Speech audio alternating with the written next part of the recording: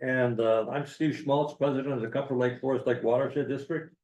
And I'd like to call the regular board meeting of our organization together for July 25th. Cory, would you please do a roll call? Manager Lowe. Here. Manager Anderson. Here. Manager Baki. I am here. Manager Taves. I'm here. President Schmaltz. Present, so we have a full quorum, thank you. The next item is the setting of the meeting agenda. Are there any changes or additions to the, I have one. okay. Yeah. It's under old business. Okay, It would be, we have an update on the lease for the building. okay. And did you have anything on the clean water fund that you want to talk about tonight or not? Oh, I could share that also. Or you yes. want to do it in the manager section? Yeah, I was planning to do it then, but That's fine, yeah, okay. that's fine. So we've added item B under old business for a lease update for Manager Anderson. Any other changes or additions? Hearing none, I'll entertain a motion to accept the agenda as amended by Manager Anderson. I'll make that motion. Thank you, Manager Anderson. Do we have a second? I will second that. Thank you, Manager Taves. Troy, could you do the roll call vote? Manager Lowe. Aye. Manager Anderson. Aye. Manager Baki. Aye. Manager Taves. Aye. President Schmaltz. Aye. So the motion carries. That moves us on to the consent agenda, and we have 4 items on the consent agenda tonight. The first is the special board meeting minutes for June the 4th, 2024. Regular board meeting minutes for June 13th, 2024. Special board meeting minutes, June 20th, 2024. And the regular board meeting minutes for June 27th, 2024. Are there any corrections, additions, or changes? I'll move the consent agenda. Thank you, Manager Anderson. Do we have a second? I'll second. Thank you, Manager Taves. Sorry, if you could do the roll call votes on that, please. Manager Lowe. Aye. Manager Anderson. Aye. Manager Baki. Aye. Manager Taves. Aye. President Schmaltz. Aye, so the motion carries. Next item is item 4, the public open forum. I declare the public open forum open. Do we have any guests in the audience that would like to address the board? I don't see any, but I'll ask again, do we have any guests that would like to address the board this evening? Okay, hearing none, then I'm going to declare the public open forum closed. And then move on to the first report, which is the Citizen Advisory Committee update. Mr. President and managers, Aiden Reed is assisting Adam this evening on a shoreline tour with some master gardeners from Washington County. So he asked me to provide the update, really just, in addition to what are in his meeting notes. He just wanted to remind the board and everyone listening that they do have CAC. Would like to remind everybody to RSVP for the shoreline tour. That's to be held on Wednesday, August 21st. And but the RSVP, they're asking that to be submitted by the end of the day, Friday, August 9th. So roughly 2 weeks from now.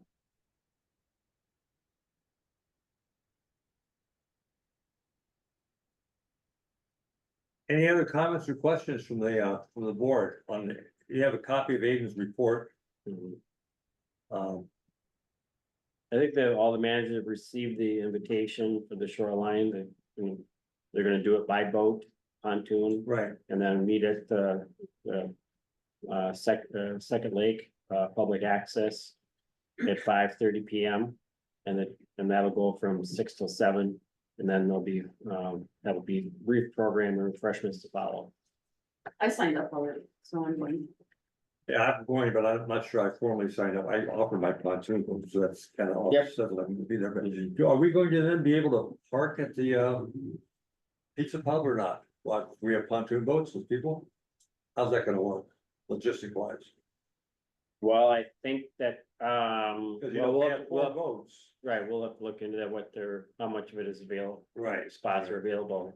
It's my understanding that under the previous configuration, when we were looking at it, that there were some rented and they kept some for customers that would come into them. Yeah, cause you never know how many people are gonna be there. Right, so That's something. right, to he check. was, yes. Mhm. All right, The launch is right next to, Right, but he's not gonna want to launch or yeah, you can't Cover. park there, though. Yeah. That's true. he would have to.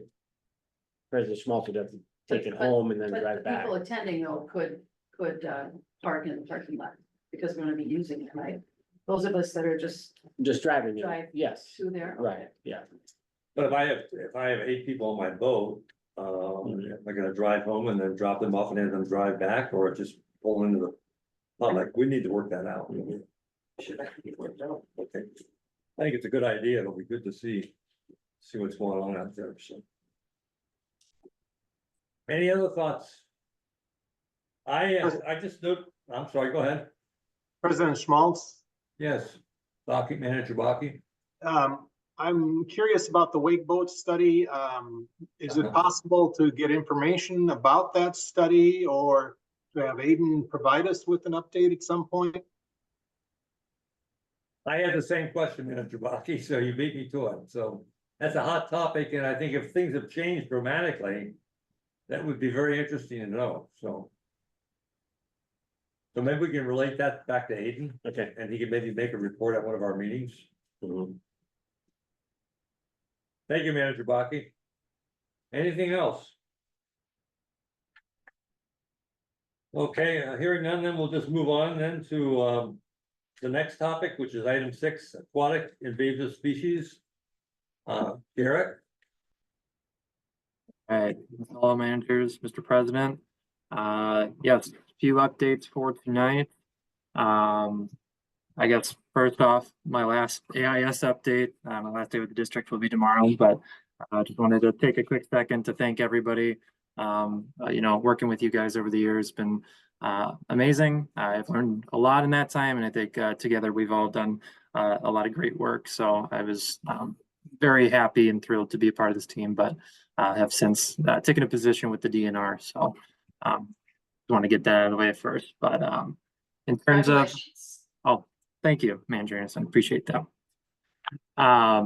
So yeah, some of the work that is going on, and we'll move forward just with staff and then whoever fills my position. But Eurasian water milfoil surveys are going to be scheduled for next week. Blue Water Science will be going out on Bone and Comfort Lakes. We have done some early season survey work, but I think this year with Eurasian water milfoil, it's been a little slower to start. So this survey should give us a pretty good idea of where things are at on Bone and Comfort Lake. Those surveys will be sent to the lake associations once they are received, and then they can decide what to do with them. On Bone Lake and both Comfort Lake after the treatment a couple of years ago, I don't think either one we're really anticipating much in terms of growth. So hopefully that is true here soon. Forest Lake Eurasian water milfoil, so a treatment was conducted on those 48 acres in Basin 2 on July 2nd. We've given the lake, 3-4 weeks now post-treatment to just see the actual effects of how effective the treatment was. A survey was performed last Friday and a map is pending. I should have it available tomorrow, which I can forward to the Lake Association before I leave if it is in my hands by then.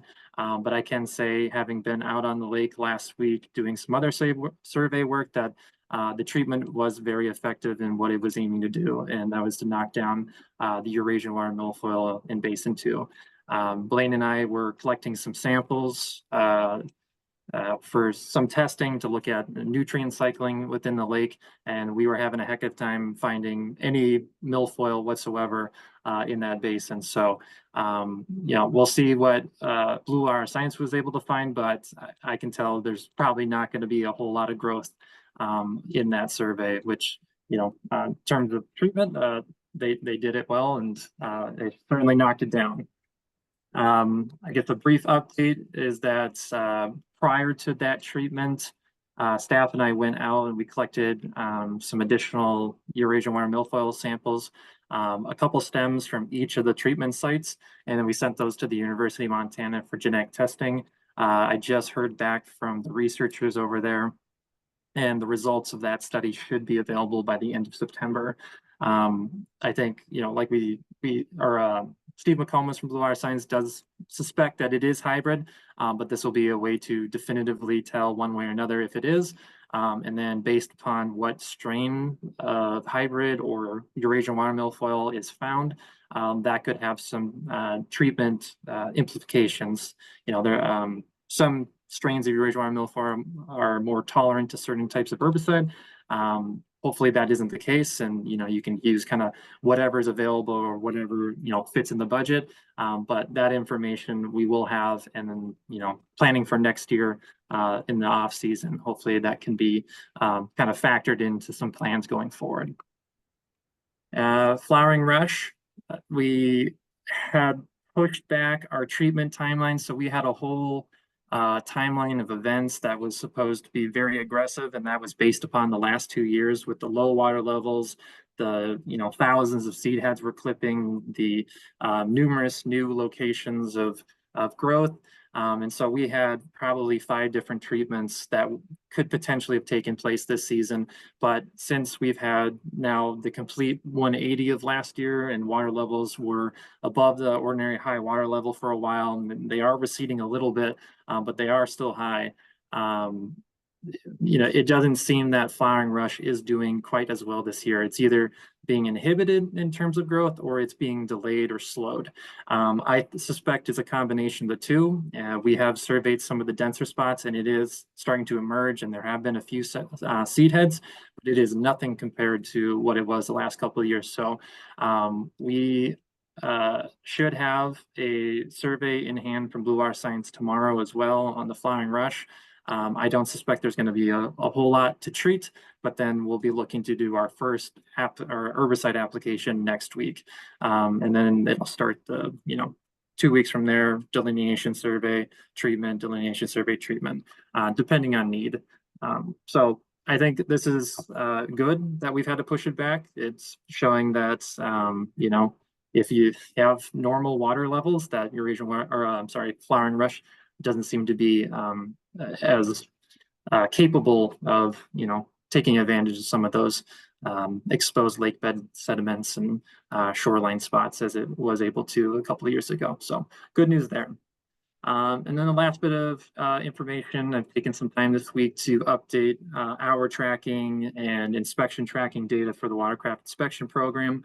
And we're about 40% of the way through the season.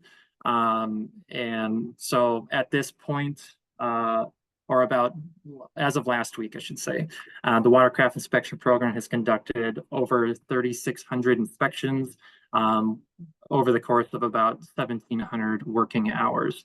So that's about 50% of the way to our hour goal.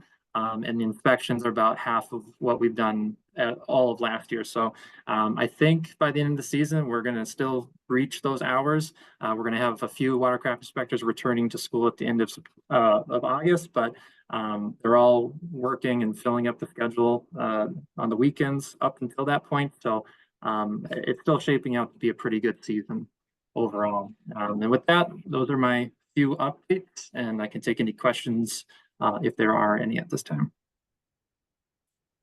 Thank you, Garrett. Any comments or questions for Garrett?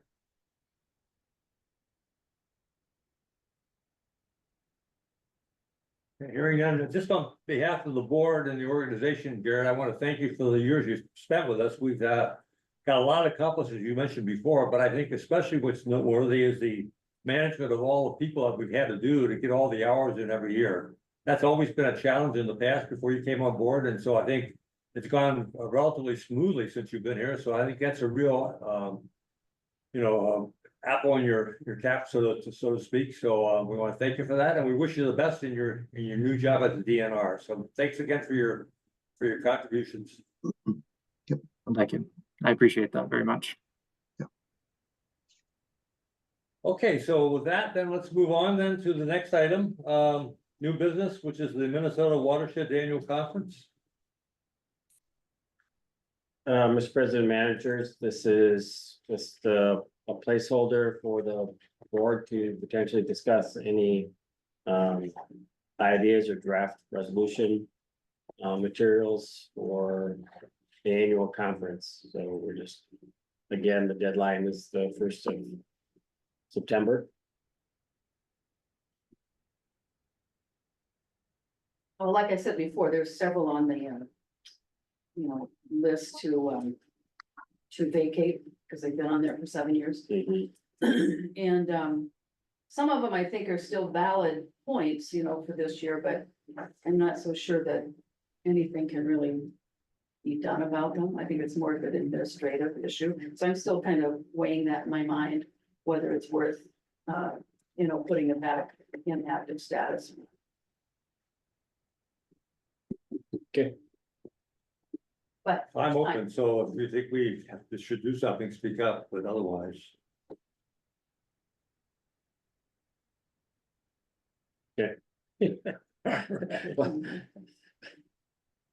Any other comments from anybody else or any suggestions?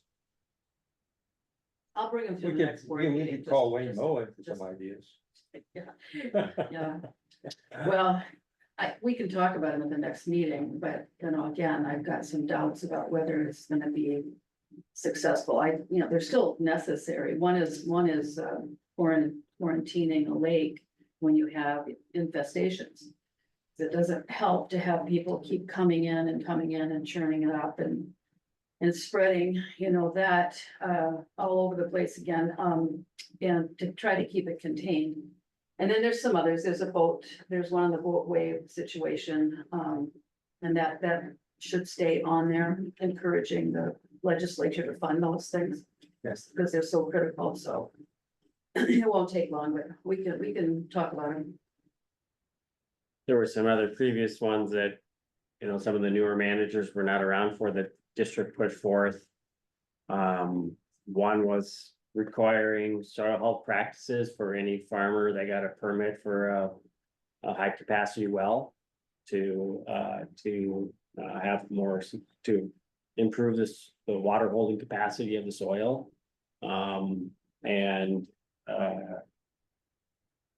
But not surprisingly, there are people on the committee that review these that are still there that have a personal interest in not being told what to do.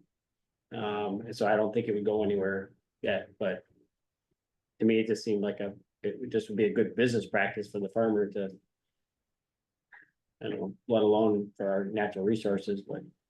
There's been legislation passed in the last several years about soil health. And so it might be worth looking at that and seeing if that's not included in that legislation, it could just be an add-on.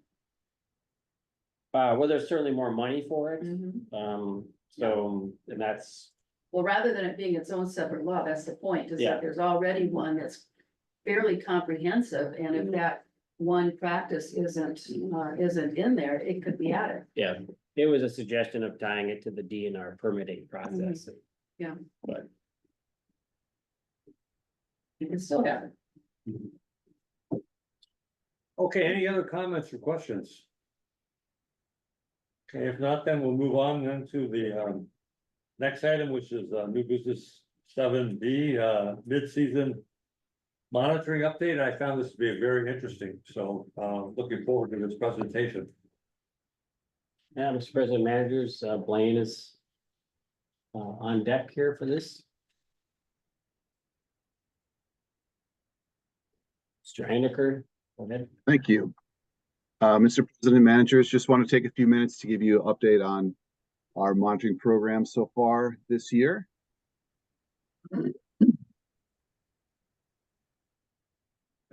Bear with me here for a moment.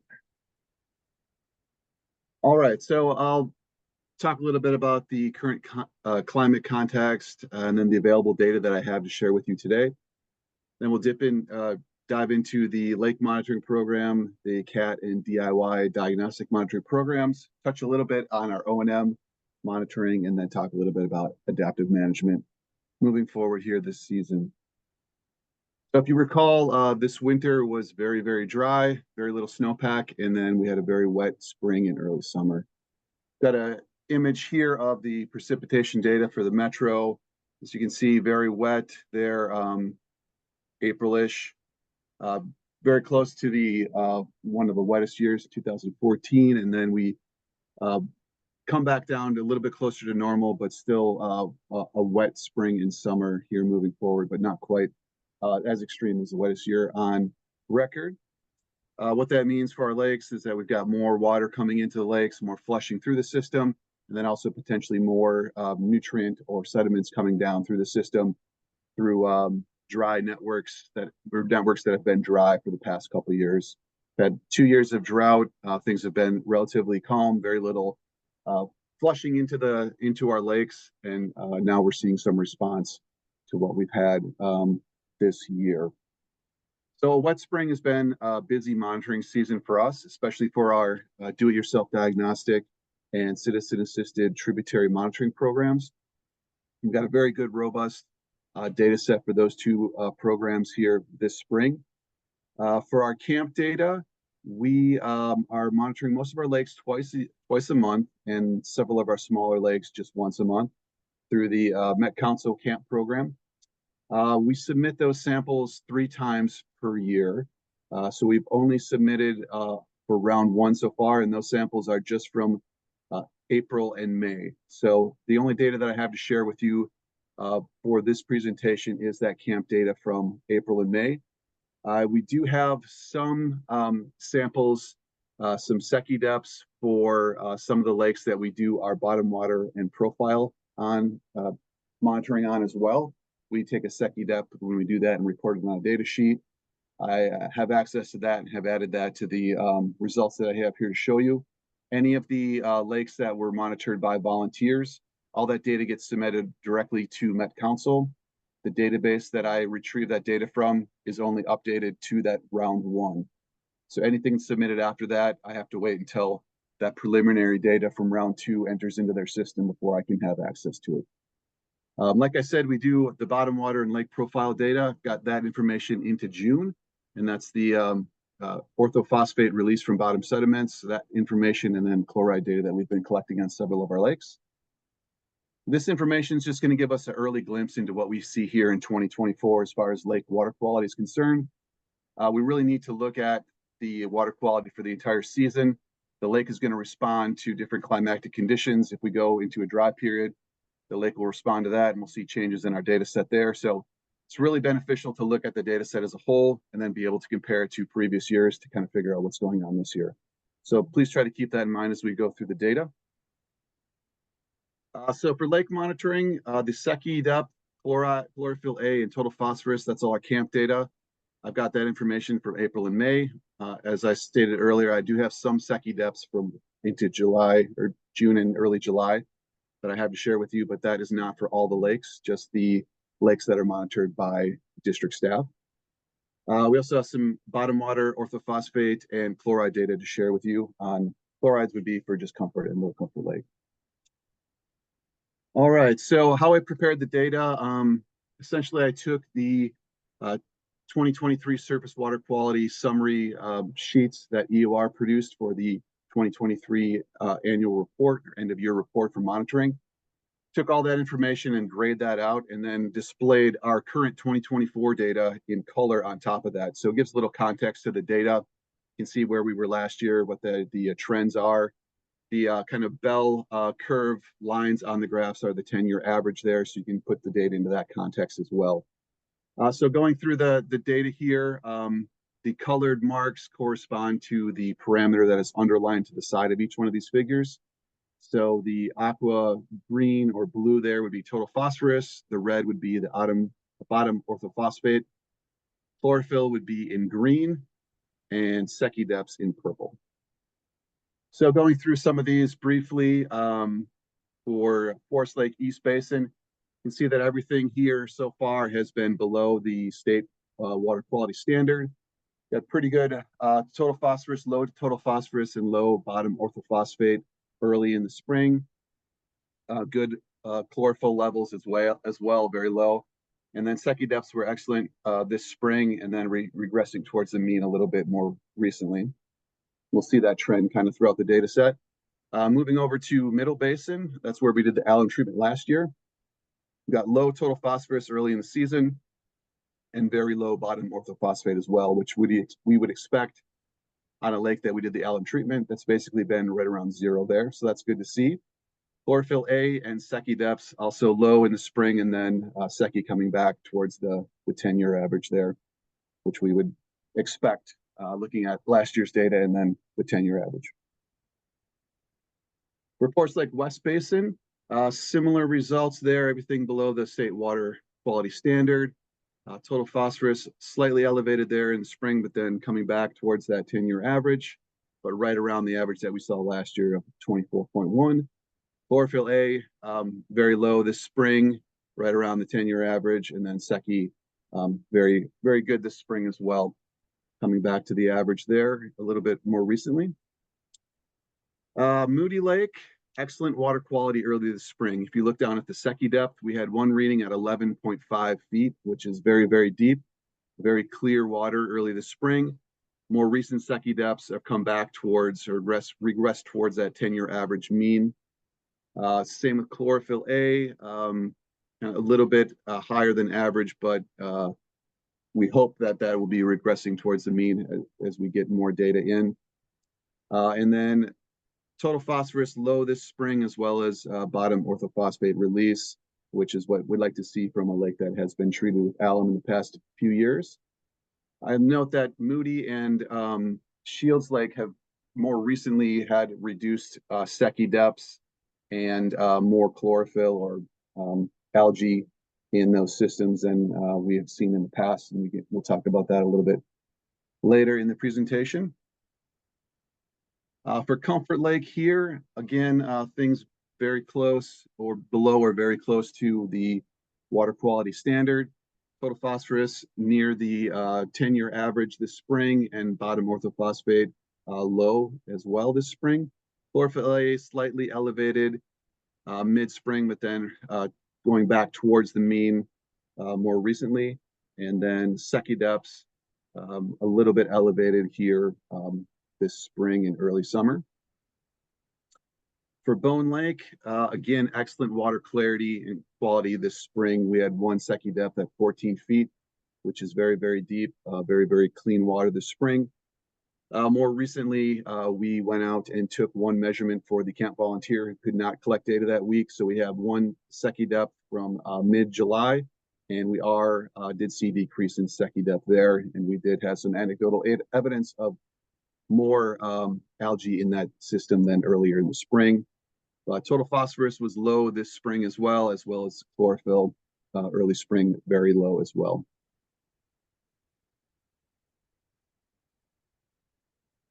So we did have a couple lakes that we were monitoring from last year that had some elevated. Blake, Yes. Blake, can I make a comment? Sorry Sure. to interrupt, but you made a comment about, first of all, it's nice to have this data. One of the reasons we brought this in-house was to be able to have current data, as Manager Anderson's been asking for years.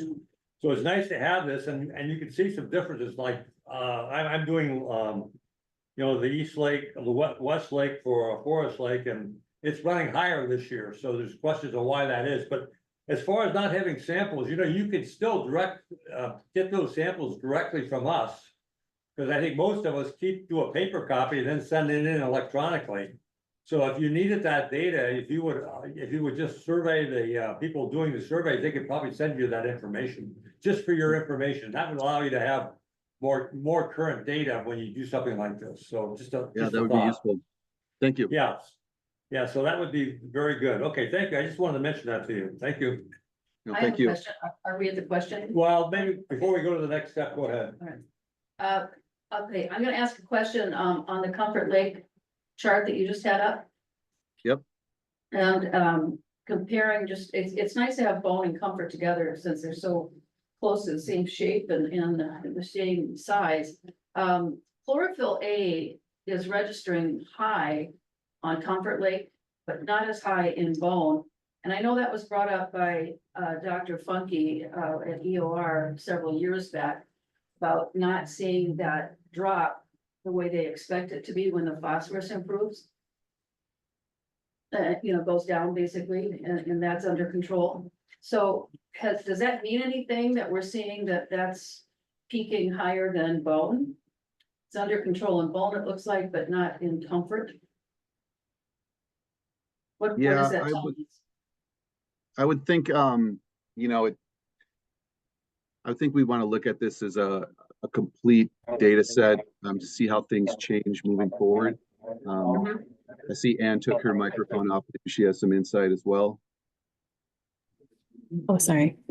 I just wanted to point out that the scales are different on the chlorophyll for these two plots. Mhm. Okay, So if you look at, there is still a difference, as you said, Manager Anderson, but kind of if you look at where the 16 is at the top of the chart for chlorophyll, Okay. and it's in the Yeah. middle of the chart for bone. yeah, So I see what you're saying, yeah, okay. But not. maybe relative less of a to- difference than these comparisons look. Not difference to the averages though. Well, no, So- actually, I mean, if that's true. I The should've averages thought are that. better for Comfort Yeah. Lake. Yeah. Yeah, So I was there's just a gonna say difference. Comfort Lake is lower there than Bone. So, okay, thank you, I didn't catch that. Okay, Thank you. Good questions, both of them. I think Comfort and the east, the west version of Forest Lake, both are above what they have been historically. And this is one of the worst years I've seen in 4 or 5 years. So I'm just trying to understand why that is. As we get more data, maybe we'll have some more insight. But one of the differences is that they're both at the end of the chains. We've got everything coming into Forest Lake west, and then you're at the end of that chain all the way down the bottom. So maybe that has, well, we're getting more flow in, I think, well, that could be one explanation, I guess, but it's something we should think about as we move forward through the rest of the year. Because it's quite a dramatic change in terms of the visibility. It's, Well, there's a lot of flushing going on this year. well, that's Yeah. true too, yeah. And- So, and there's been that activity in North Shore Trail that didn't go so well, and we're bringing in materials and. So that And then could be into the it too. wetlands Okay. and some combination. we've had people complain about smell. The water can be clear somewhat, but it's smellier than it has been. It's from all of the drainage coming in. The discoloration is that tannic and Yeah. decaying Mhm. organic material, Right. and of course it can have And a. I think a lot of that is because of all the weeds that were washed up in earlier years up on the shoreline with the high waters all been leached back into the lake. I think it has more to the degradation of those plants in the channels coming in. Like Yeah. the Sunrise has been so dry. I was gonna ask about that. That was dry today again. Right where the bridge is going into Big Comfort. That was just dry. So we'll Well, talk about that in a minute. Some of the, there's, it's such a landscape is dominated by wetlands, and you think about all the Mhm. the material decaying and then coming in. I mean, it's gonna stay in the water and Mm-hmm. try to. That Yeah, it's smell, if you will. it's yeah. building up, that's for sure, but anyway, I was surprised there's not more, activity in the Sunrise River coming into Comfort because it's such a rainy year for us. But today there was nothing moving down there, nothing. So it's much different than before. Unless it was covered by a lot of, there were an awful lot of branches down and all of that, so maybe it's still underneath that. That pack of vegetation. Anyway, I thought I'd mention it, Blaine, just so that, you're the one that runs the crews that go out there all the time. If you've noticed any, lack of water in our streams. There's been, from my observations, there's been quite a bit of flow. Are you referring to the culvert on, I guess would be East Comfort Drive, West Comfort, West Comfort, yeah, in the neighborhood there. yeah, Yeah, we don't see much flow there very often, to be honest with you. Obviously last year in the drought, I don't think we collected more than one sample there last year. We've been able to catch some this year with the DIY. But that often it does not have flow. okay. Like Mike was That's the saying, main- those wetland. Yeah, that's the main channel that we've been monitoring, you know, all these years, 20+ years. And so it's very unusual not to see some type of water in there. It made me think, maybe, maybe we've been containing water on that side of the sub watershed. And so maybe that's holding back more water than we should. You know, all kinds of questions come to my mind when I see that, but I just wanted to bring it up and let you know. I appreciate that. Are we ready to move through the rest of the presentation? Yes, Okay. yeah. Yeah, go ahead. All right, so like I mentioned earlier, there was a couple of lakes that we were concerned about chloride levels last year, identified as having some exceedance of the chronic standard, and that would be Comfort and Little Comfort Lake. This year we took some grab samples from bottom water to get a better idea on that, look at the data a little bit closer. I'm happy to report that we have no exceedance of the Minnesota chronic standard this year, which is greater than 230 milligrams per liter for a 4-day period. The highest readings through mid-June for Comfort Lake were 55 milligrams per liter, and for Little Comfort, 24.5. So relatively low for those two lakes. So good news there. We'll continue to keep monitoring that moving forward to see if anything changes. To the Citizen Assisted Tributary Program, or CAT program. This year, again, we looked at all 3 basins of Forest Lake, and we've got a total of 24 sites and 7 volunteers this year. And to date, we've collected over 250 water quality samples in over 20 precipitation events. Compared to 2023, this is almost a 4 times increase in the amount of samples. Last year, we only got 68 in total, and we're already over 250 now. So we got a very good, robust data set here for the spring. Hopefully, we'll be able to collect some additional data moving forward into the summer. Trends. Right now, we've got 82% of our sites that have an average concentration of orthophosphate above MPCA's recommended runoff level for urban areas, which is 0.325. Most of these sites around Forest Lake are associated with roadway runoff, impervious surface, sheeting of precipitation into, an MS4 type of a structure, ditches, etc. So we've seen this in the past. It speaks to the importance of our street sweeping program throughout the Forest Lake area. We also, if you look at the image to the right, the map there, we've got a number of sites of interest with red stars. Those include several wetlands and then also several roadside ditches. 2 of those sites, FL1-2 and FL3-8, are sites that we've been looking at in the past that have had elevated readings as well. So we're going to be paying closer attention to those moving forward with our CAT program. For our DIY or do-it-yourself diagnostic monitoring program. Sure. Lane, excuse me for interrupting, but I have a question on this, a couple questions. One is that milligrams per liter, is that a factor of 100 different than micrograms per liter? I'm just trying to remember my metrics. Yes. Yep. So, yeah, so one of the suggestions I would make, it's been very helpful when you report to the public on charts and that you've been using a Saki disc in terms of feet. People understand feet, they don't understand meters very well, and so that's a good change.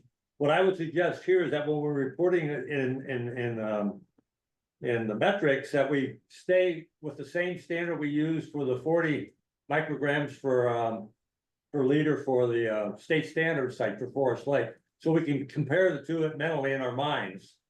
You follow what I'm saying? So this really would, so your star would really be 100.1 versus 170, and that's like 4 times as high as what the state standard is, correct?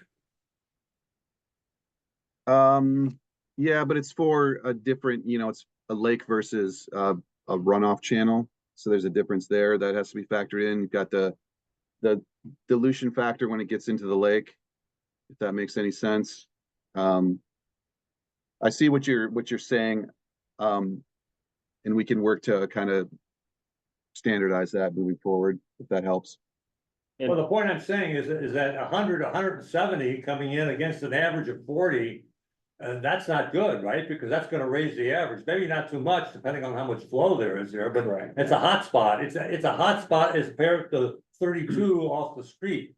We're off the average, which is below the average, so that's not gonna hurt us too badly.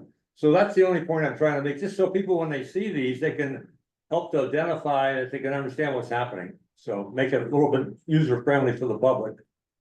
And that is one of the limitations of the CAT monitoring, is we're not doing any discharge measurements with it.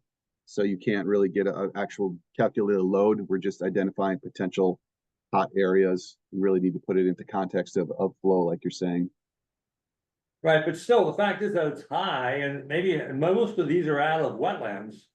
And so I know the Parsons wetlands right across from my house, and I know that goes dry every summer. So it's been dry for several summers, so now that we got a wet thing, that's gonna be a big heat pump, or big phosphorus pump to pump all that phosphorus out of that wetland. So that's another indication we might wanna go back and look at that as a project.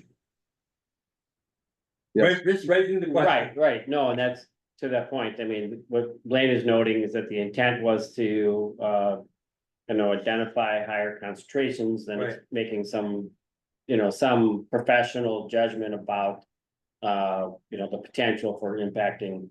If it's coming in on a 4-inch PVC pipe, that's not gonna impact greatly, but we still we might be interested in what's going on. But if there's a 24-inch culvert and it's flowing and it's that kind of concentration, that would raise our, but it is a first look, and it's providing what we want. Right. And then this feeds into the process with our district engineer and such to then, further evaluate, because we know for, all the lakes, but particularly Forest Lake, our original diagnostic work encompassed 15 out of the roughly 50 site spots that we know are really water coming in, so.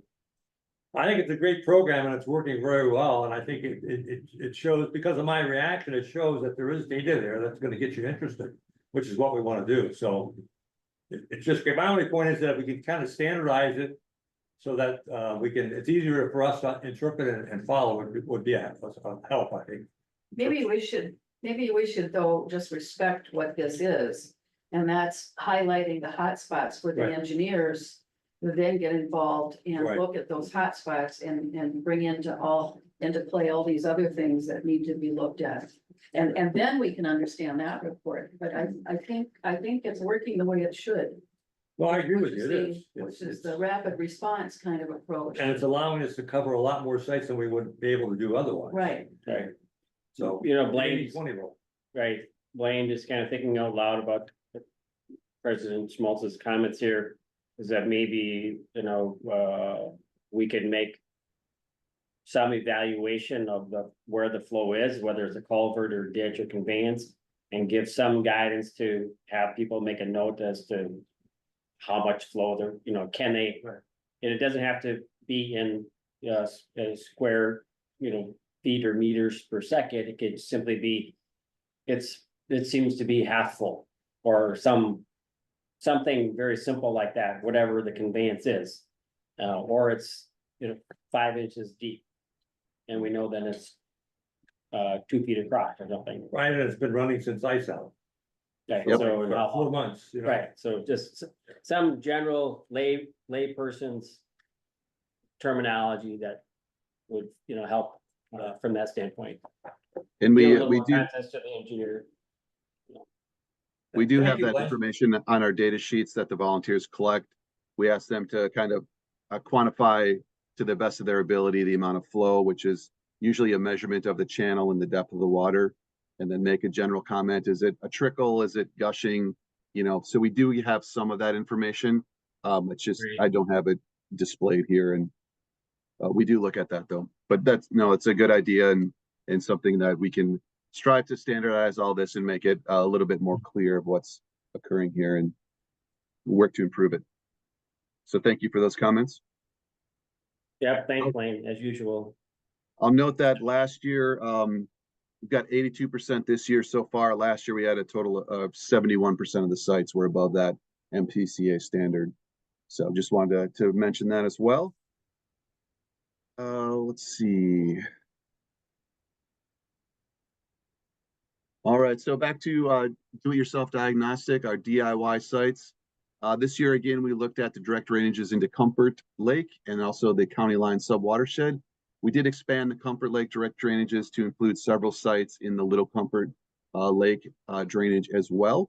So we've got a total of 22 sites this year, 15 on the Comfort Lakes and 7 in the county line. To date, we've got 94 samples collected as compared to 34 last year. So we're 3 times as many.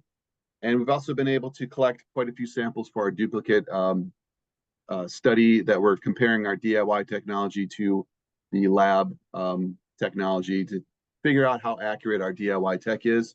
We've been taking samples from our bottom orthophosphate samples, measuring that with our DIY tech, and then sending it off to the lab, and we'll compare that at the end of the season when we get all the data back and report to you at the end of the year on that. Early trends for DIY, we're seeing elevated readings in the ditches of the county line subwatershed, similar to last year. And then any areas that have road runoff or impervious surface in Comfort Lake as well, similar to what we saw in the Forest Lake area, just elevated readings associated with roadways, vehicles having mud on their tires and whatnot, any sort of anti-corrosion additives that are in the fuel, that all can contribute to phosphorus coming off of those surfaces. We did have one site of interest, one of the direct drainages at Site 6 on the east side of Comfort Lake. There is a stormwater pond, I believe, from the 90s. We've got preliminary evidence that we've got cleaner water entering the pond than exiting. So that is potential, that pond may potentially need some sort of clean out here moving forward. We'll discuss that a little bit more in one of the next slides.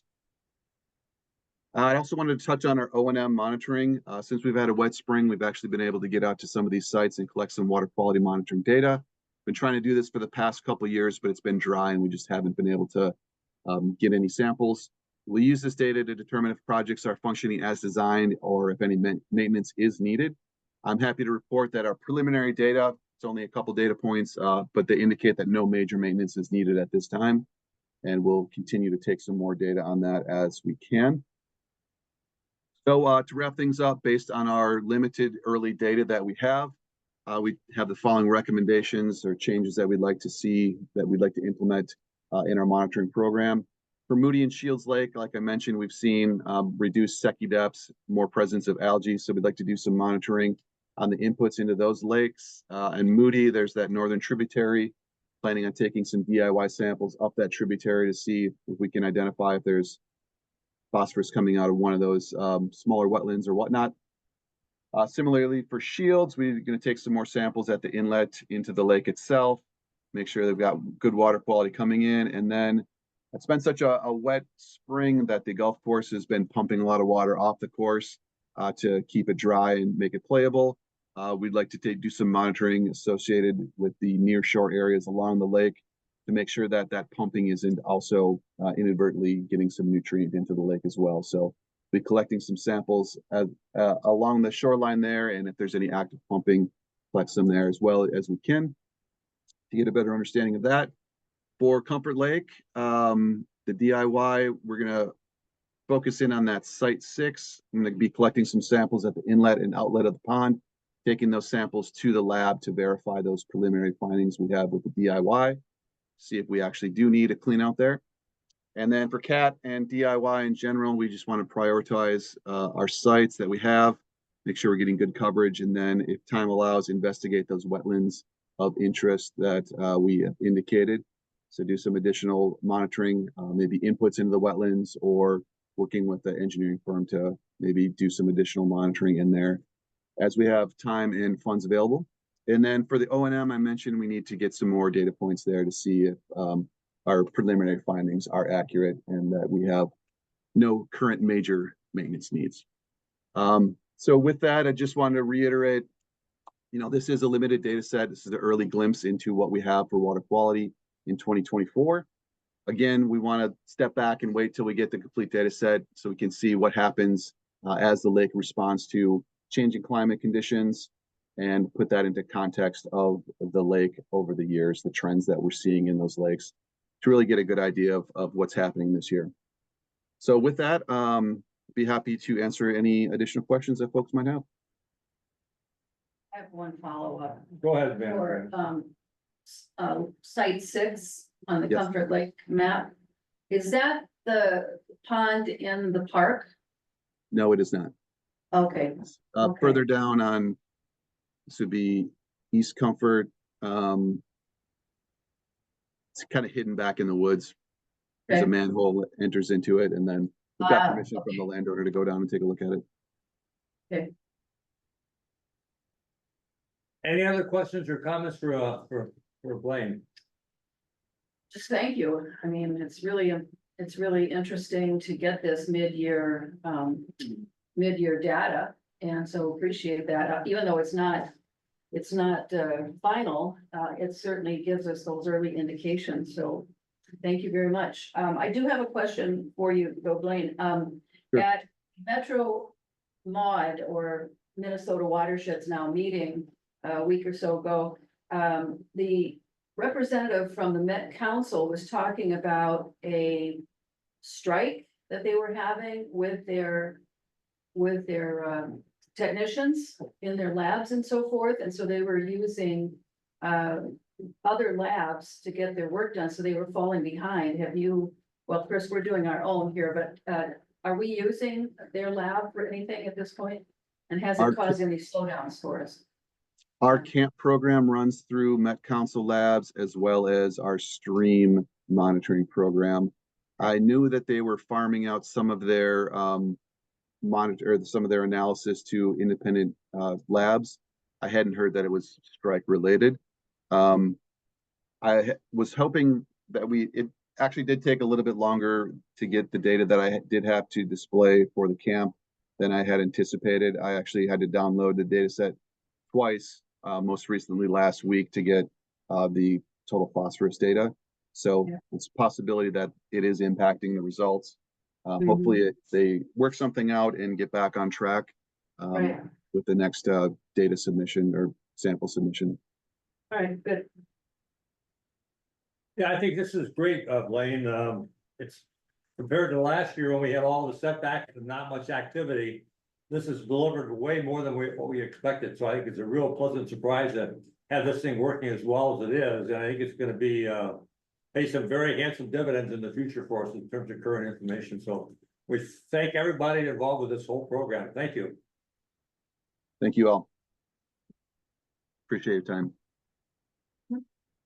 Okay, next item is the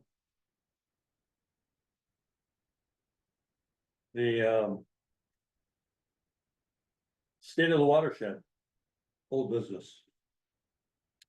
Mr. President, managers, as noted earlier, Adam and Aiden are out doing an event this evening, so but Adam put together the summary of kind of where things are at. And program wise, this event will be held at the Forest Lake American Legion. We're planning and budgeting for roughly 100 people, and you see the schedule there. Probably the thing right now is working on getting the invitations out.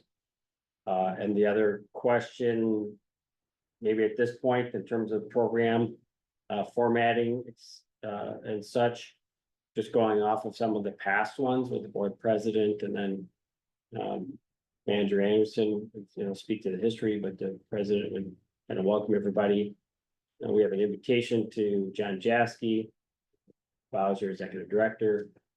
And then, we would give some staff update on programs, projects, accomplishments, things like that.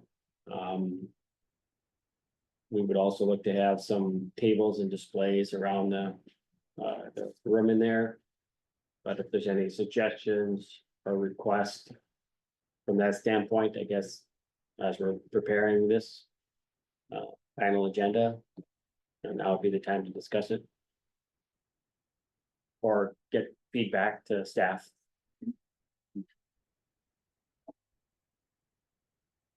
I thought it looked good. I mean, the agenda's to the point and quickly going through it, and I think it should flow fine.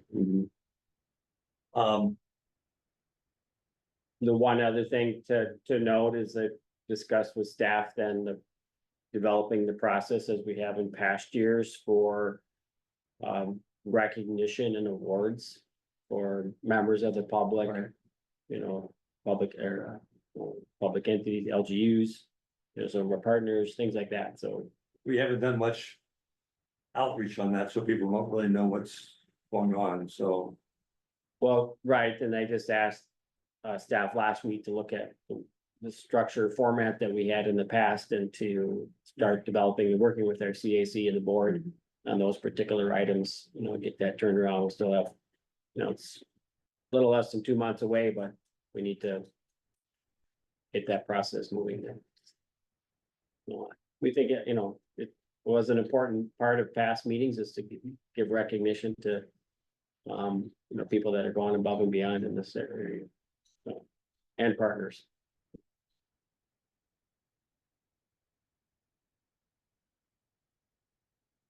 Now we want to make sure we check our invitation list from the Bone Lake one, because we had missed some people on that, right? So hopefully we've picked up on that to fill in the gaps there if it was trying. So we can send that out to make sure that we're including everybody. Right. So maybe we'll do that. I'll send the invite list to you two or all the managers. You wanna, I got it on my calendar. no, but I'm talking about just who we're inviting. Right. Just, do you wanna take an additional review of that and to see?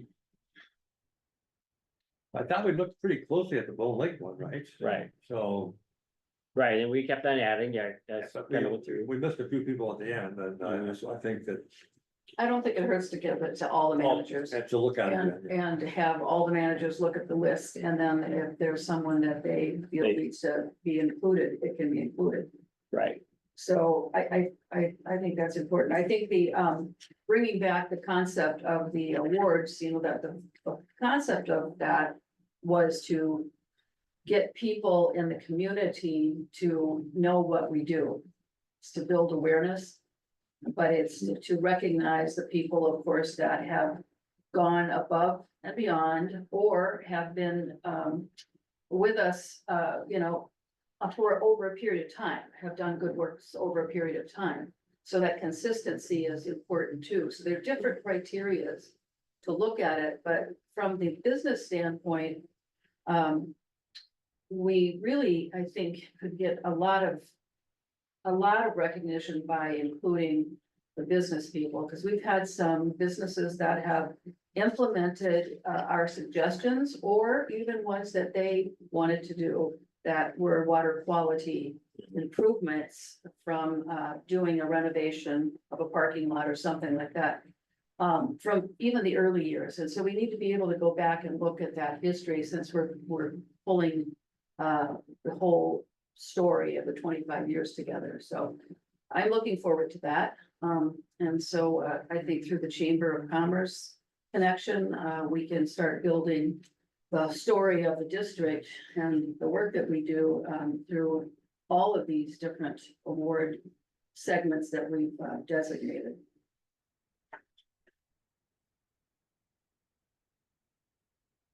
Thank you, Manager Anderson. Any other comments? President Schmaltz, Manager Baki, go ahead. our last State of the Watershed event was very poorly attended. And I know we're projecting 100 people may attend this one, but I'm just wondering if there's a way we can build in some incentives to get people to come.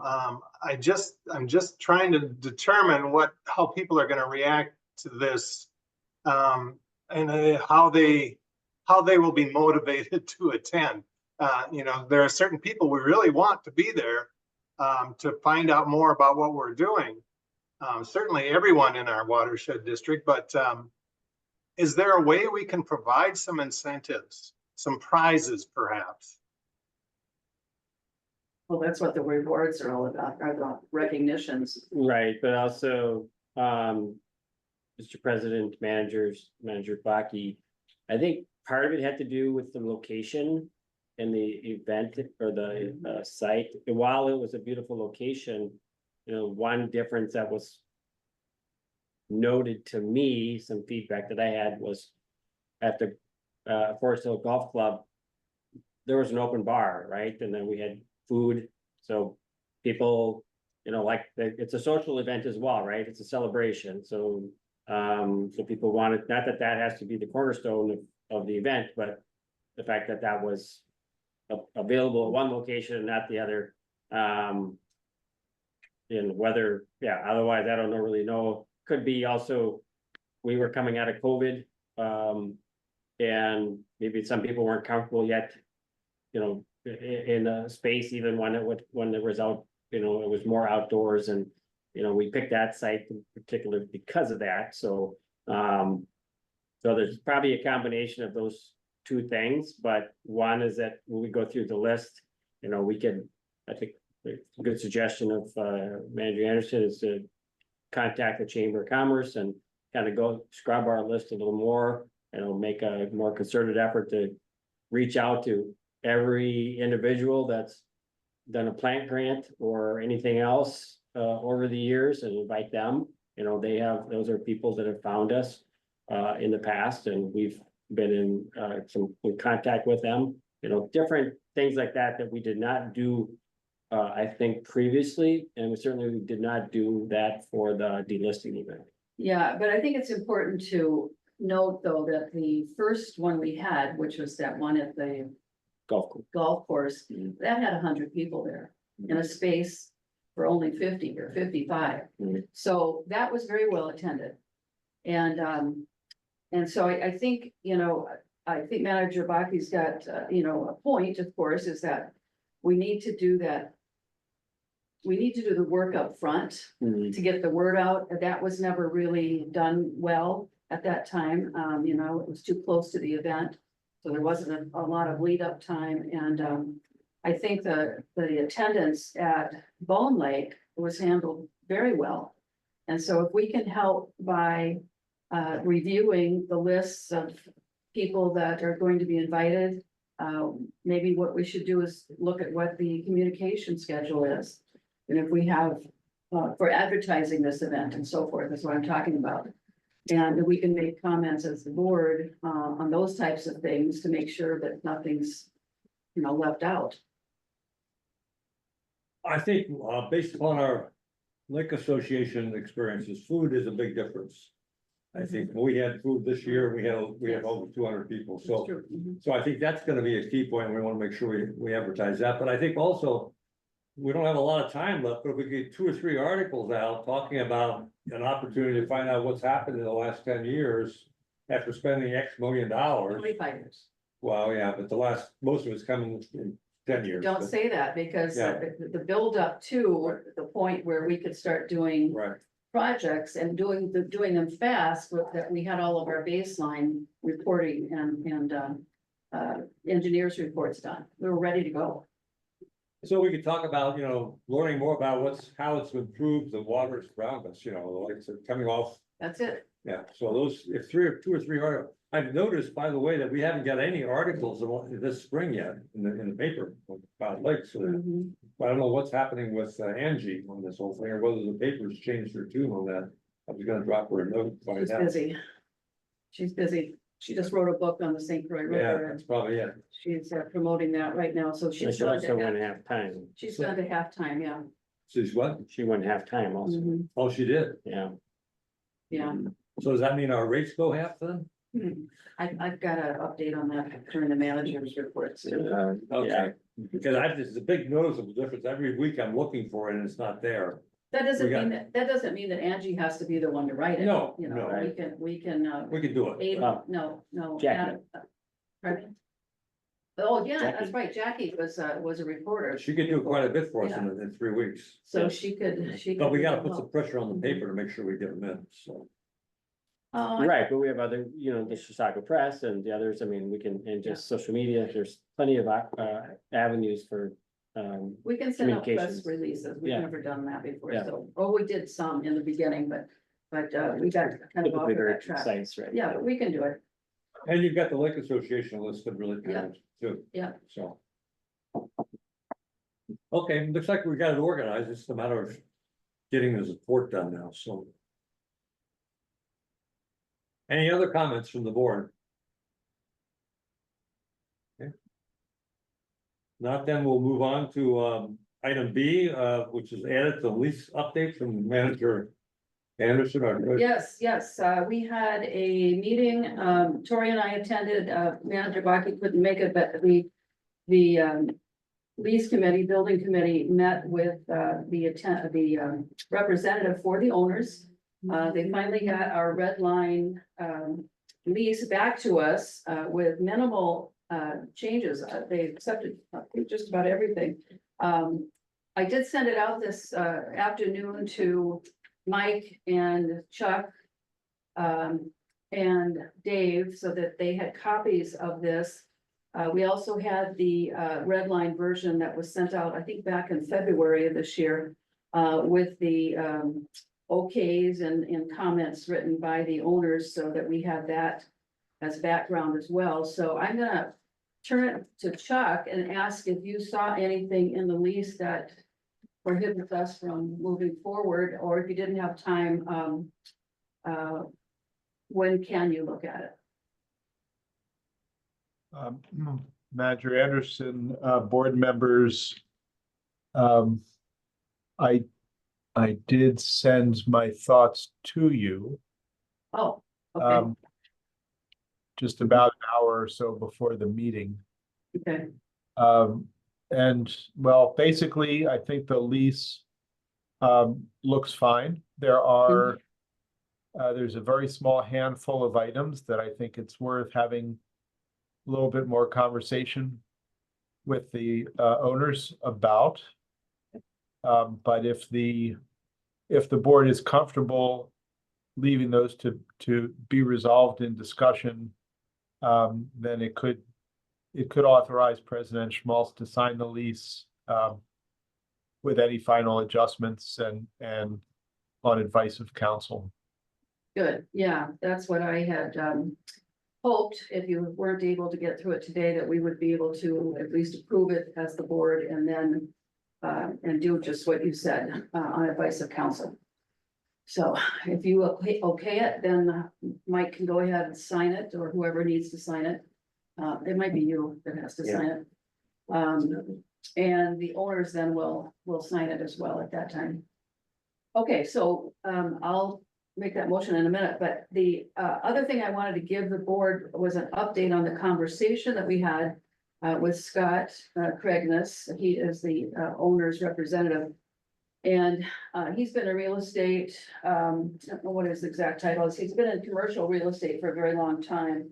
And he works with a number, I think he said 10 different entities for commercial properties, helping find clients and negotiating like this and being the go-between.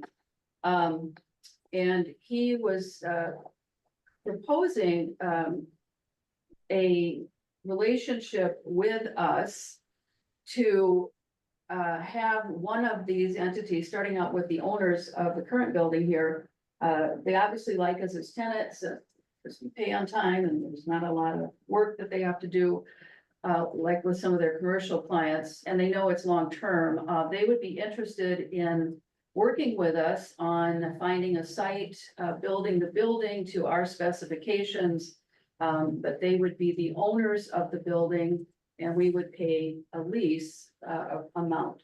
Now, that's an interesting concept, and so I think it's worth bringing to the board, and at some time in the future, we have a discussion about that type of relationship or project. And obviously, we'd have to bring in experts and so forth, but I just wanted you to know that that's an outlet. It may save us a lot of time in doing the public hearings and all of that type of thing, but all of that needs to be explored. I just thought it was interesting, and we needed to explore it. The other thing is that I had mentioned to Scott back in February that there are tax abatements for people who rent to entities, government entities. And gave him the contact information from Washington County about that. This property, all the commercial property in Washington County had a tremendous increase in value. I mean, it was like 60%. It was incredible. And so we have been paying tax all this time. It's been, you know, kind of a nominal amount, but anyway, he's took that to the owners and they were traveling a lot, so it took a while for them to get the process started. But it's near completion. I haven't received the final letter yet, but their status for our space here, our space, will be an abatement of the taxes. And so whatever's been paid for this year to date will be refunded. We've been paying that through the CAM, so we will get that amount back to us sometime probably late summer, early fall would be my guess. So I just wanted to let you know that we do have some additional income coming in, whatever that ends up being. Good news, thank you. Mhm. Any questions for Manager Anderson? Yeah, I'd like to make a motion then that the board authorizes the lease to move forward for signing with the advice and counsel, excuse me. Do we have a second to that motion? I'll second that motion. Thank you, Manager Baki. Any Mr. other Chair. additional discussion? I Mr. Chair, just want to thank, oh, I'm sorry, Chuck, go ahead. I'm sorry, just noting that the motion ought to designate one or more specific individuals who have the authority to sign the lease. Which would be Well, I would say, either the Yeah. president or the administrator. Yeah, okay. So I think in the past, this has always been the president of the board, so the motion then will be that upon how do you say on advice of counsel? Yeah, on or- advice of- or on final say of counsel? Advice. Yeah. That the president can proceed with signing the lease. So. Form that motion, so it says that, will you? Okay, Manager Baki, I'll second that amended motion. thank you. Any discussion or questions? President Schmaltz, Yes, Manager I Baki, just go ahead. want to thank Manager Anderson for taking the lead on this lease work. I know it's taken a lot of her time and she's done a really good job of getting us to a place where we can finally get it resolved. Thank you, Manager Baki, I agree. Thank you. Thank you. So then moving on, we've got the report of staff. Oh, Mr. Chair. We need a vote. Oh, Yeah. thank you very much. Appreciate that.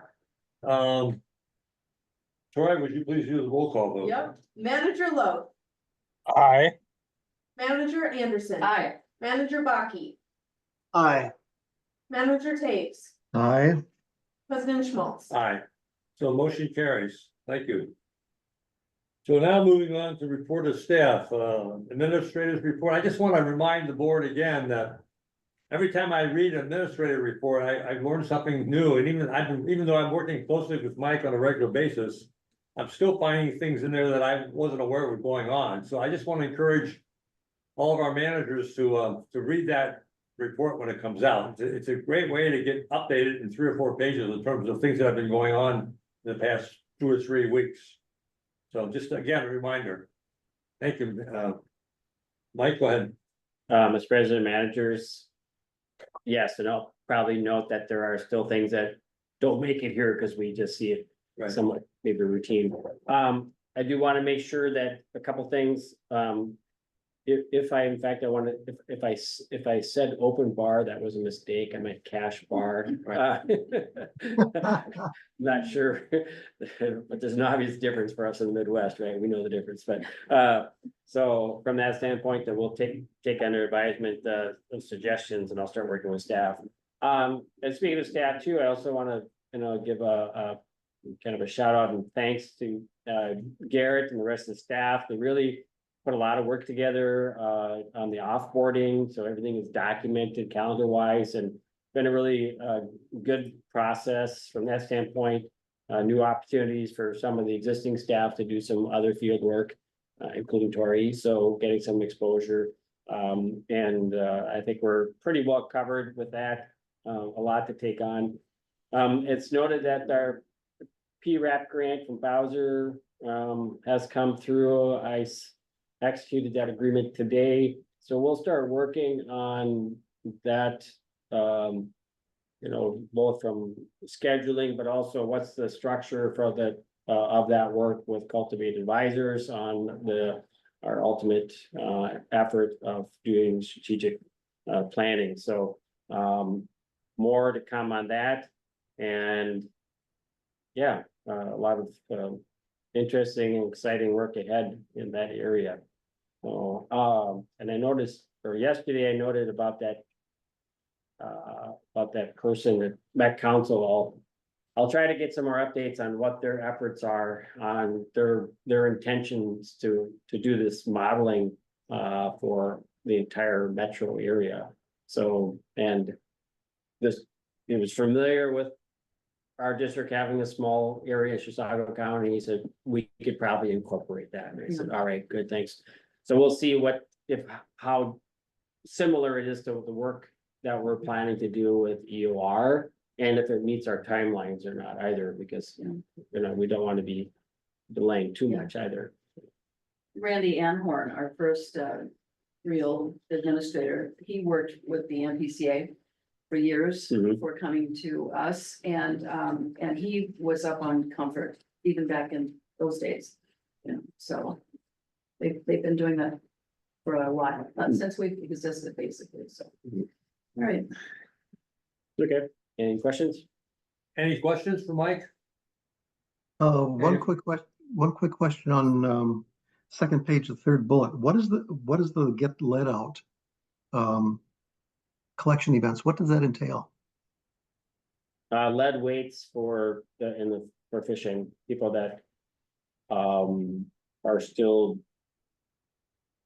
have those in their tackle boxes or garages or things like that. Okay. President Schmaltz? Manager Baki, go ahead.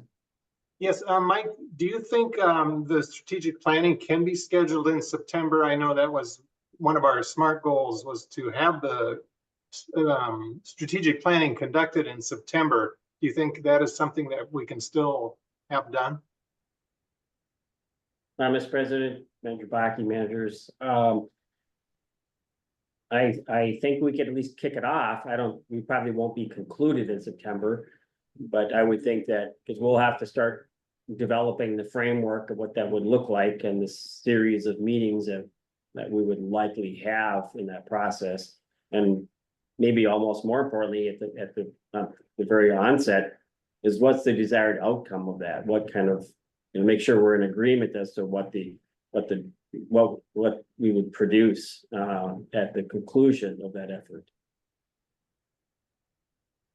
Do you also see that staff and the board would be involved in the strategic planning? Yes, I think, certainly more senior staff that have, been with the district for a while, along with the board. I hope there would be some engagement with our CAC and some of the lake associations and other community partners as well. So at least that would be sort of my expectations out of it, but we'll take guidance from the board and Cultivate Advisors on the framework. But we'll look to start communicating with them. I expect to get the contract signed back from Bowser either tomorrow or early next week, and then we can begin then that work with Cultivate Advisors. I think this is very exciting. I think it gives us an opportunity to really put our heads together and think forward. So thank you for getting that started. Okay, thanks for the question, Manager Baki. Any other comments or questions for Mike before I move on? Okay, moving on to EOR. Good evening, Mr. Yeah. President and managers. Hello. I have a couple project updates for you this evening. For both the Moody Capstone project and the WJD6 Western Tributary projects, both of them are in the process of project closeout. For the Heath Avenue Iron Enhanced Sand Filter, the survey work has been completed and we are currently working on the 30% plans for that project. And finally, we're making good progress on the flood risk assessment, which will be coming, results of which will be coming in a future meeting. Any questions? Thanks, Ann. Any comments or questions for Ann? Okay, hearing none. Thank you, Ann. Smith Partners, Chuck? Nothing to report, Mr. Chair. Okay, thank you. Moving on to the report of the treasurer. Yes.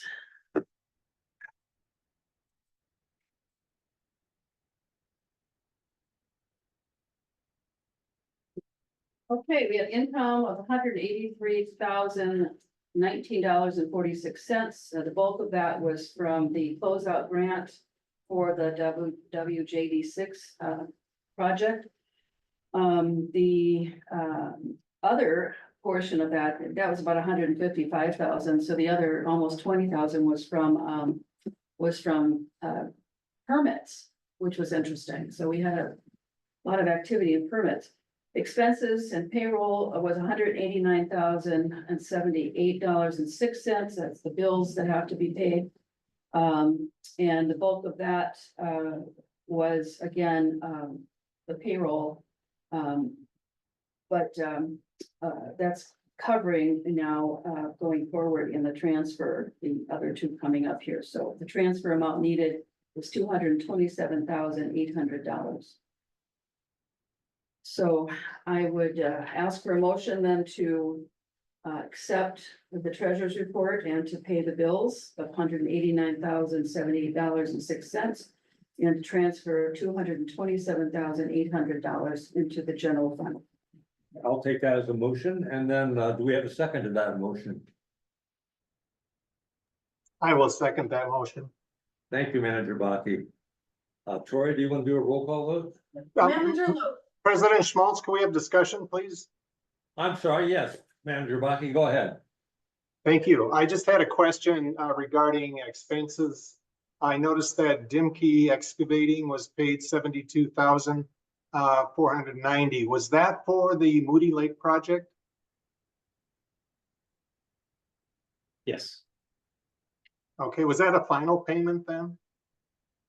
no, Okay.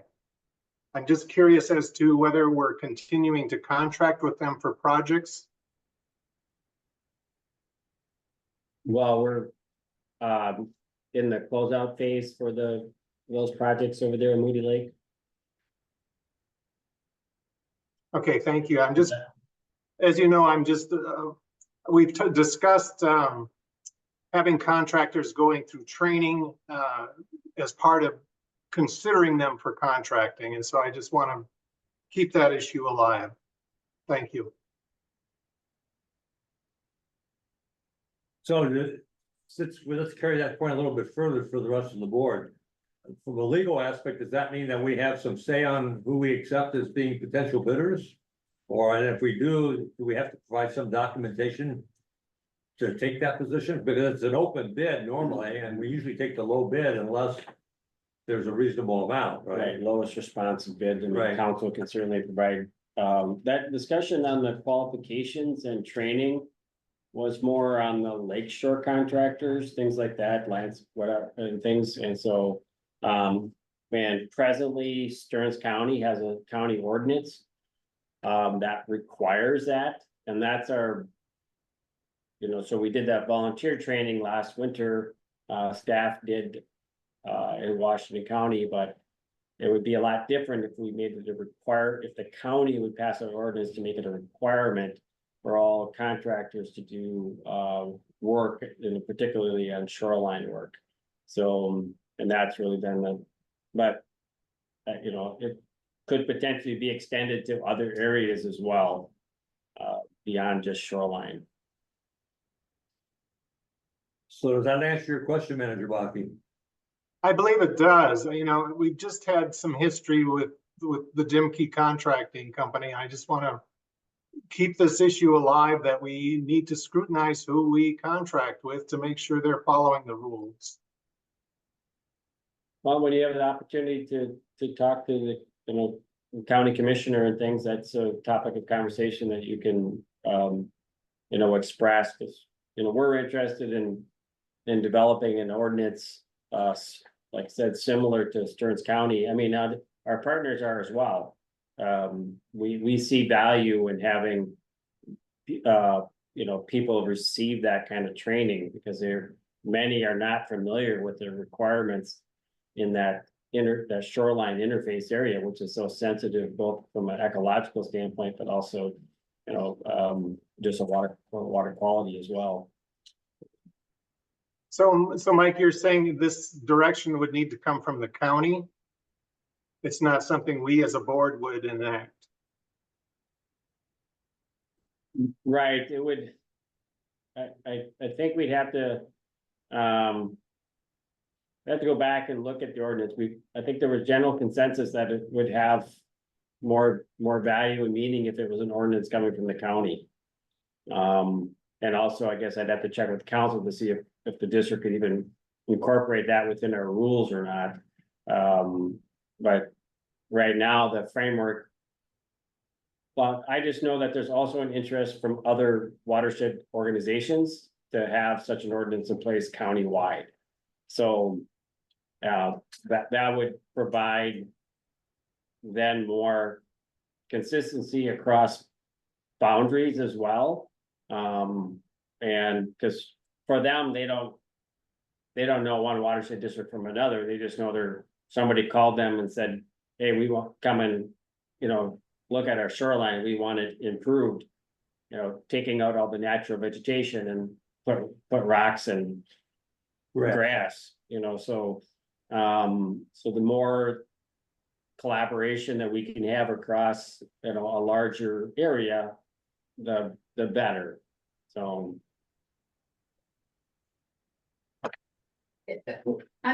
maybe I'm misunderstanding here, but Dave, Manager Baki, I think what I heard you talking about though was the quality of the work that was done by the contractor. And is there something that we can do, given the openness of the process, in not selecting someone who we've had a bad experience with? Is that what you meant or not? Yeah, I think that's following more along my intent is, you know, we want contractors to follow what's in the contract. And we know with this contractor, we had a negative experience and we don't want to repeat that. And we need to make a point that we want to work with contractors who will work with us and meet our needs and not pull some shenanigans along the way. Right. So that is a question for Chuck then. What was that last comment? Lowest responsive bidder then. Well, is there discretion for a government entity to use other factors besides the lowest bid in Mr. making a Chair, decision? managers, in the ordinary case where the district is receiving bids for a project, there are two ways to consider the contractor's competence and prior performance. The better way is upfront in the contracting documents to articulate standards for evaluating bidders and to ask bidders to make submittals to show that they meet those standards. On the back end, as Mike indicated, the standard for an award is the lowest responsible bidder. And so it's the low bid, but also the low bidder has to be quote unquote responsible.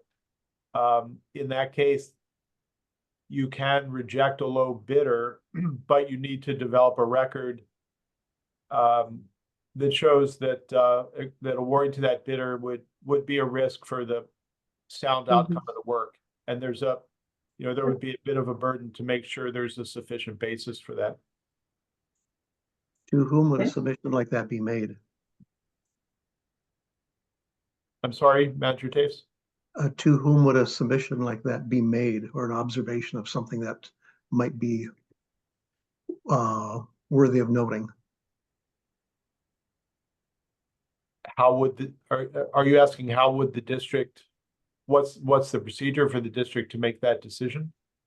And I'm asking, if I had an observation that I thought was critical, to whom would I submit that observation for a point of awareness and consideration? Regarding the Well, current contractor? you can provide information to district's staff to simply be filed if it concerns a particular contractor who may submit a bid on a later project. Thank you. President Schmaltz, Yeah, go ahead, Manager Lewis. can I get a quick reminder about the issue with the contractor we're discussing?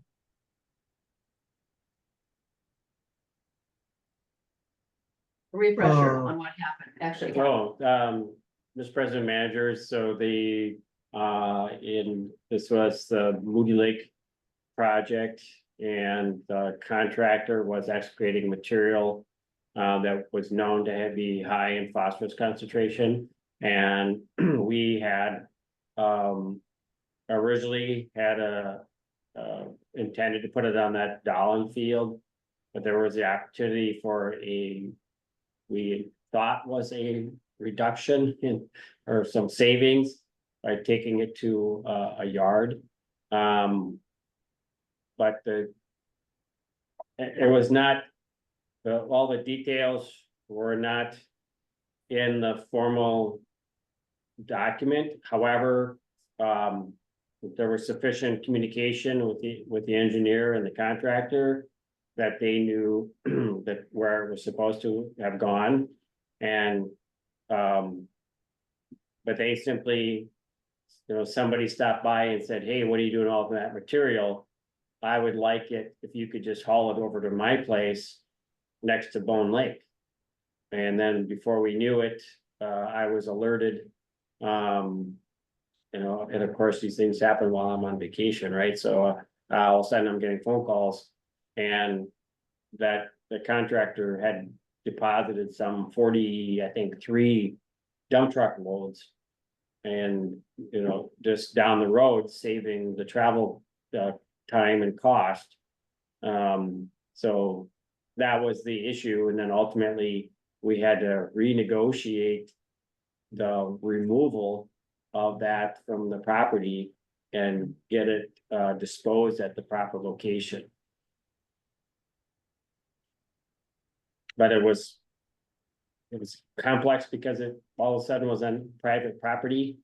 And there was, question as to our ability or legal rights to enter and to have that removed, but it worked out. But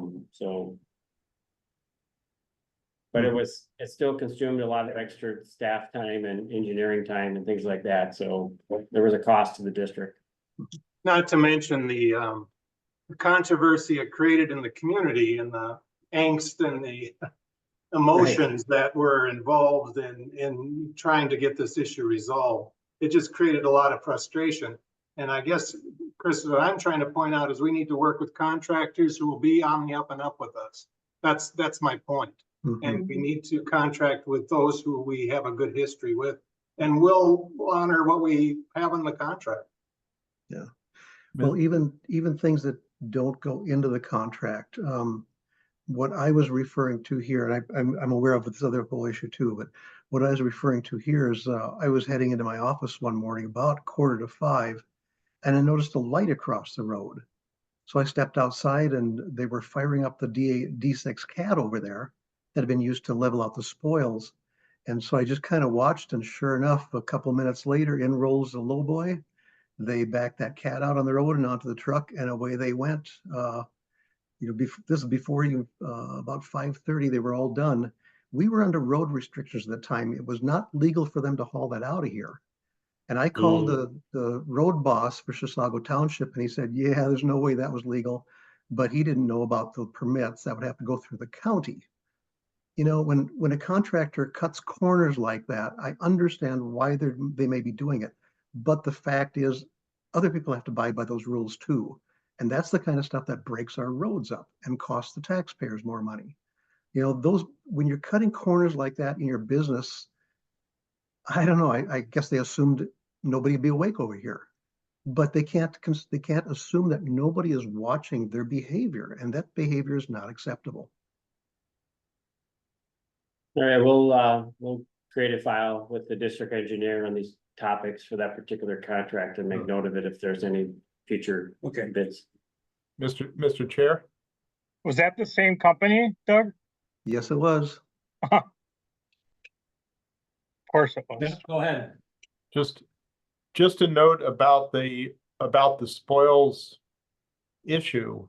I was not privy to all of the details, but there's an element of that incident in which the contract did direct where the spoils were to be placed, but then there was some conversation that involved district staff, the district engineer, the contractor, and there is a basis to say that there was an element of miscommunication, I think, as well. I'm not sure that one could say that the contractor was 100% responsible for putting the spoils in a place where the district didn't want them placed. So I would just hesitate to have that kind of judgment made in the context of this meeting or in the minutes. I think there's some circumstances that weren't fully resolved. I think the real question, for recording is, if we're not happy with the output from a contractor, do we have the right to not work with that person or that entity in the future? And the answer is yes, there is a way to do that. It doesn't have to be just the lowest bidder, because that word responsible is in the decision-making process as well, so. Yeah, I think your comment is duly noted. Sometimes there is a element of confusion that they could bring into play, so we have to be careful, but most of this is the engineers, do the vetting of these folks.